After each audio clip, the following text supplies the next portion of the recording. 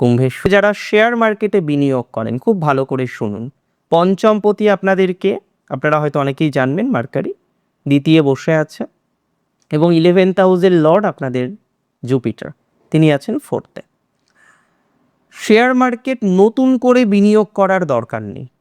যাদের অলরেডি বিনিয়োগ হয়ে গিয়েছে, যারা অলরেডি কোনো একটা বিনিয়োগ করেছেন, বিনিয়োগ করার পর ওয়েট করেছেন যে না এবার দেখি কতটা ডেভেলপমেন্ট হয়েছে, ইকুইটি কতটা বেড়েছে, এই ধরনের যে বিষয়বস্তুগুলো থাকে, অতটা বুঝবো না, ইকুইটিটা বুঝি।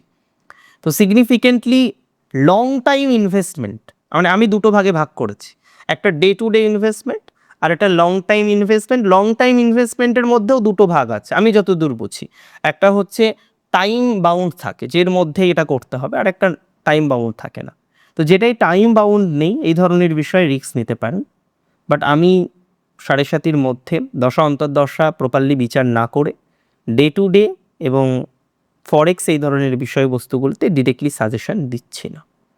হ্যাঁ, পুরনো ইনভেস্টমেন্ট করেছেন, আমি বলবো সেখান থেকে রিটার্ন তোলার চেষ্টা করুন, সেখান থেকে রিটার্ন আসবে, সেখান থেকে রিটার্ন পাবেন।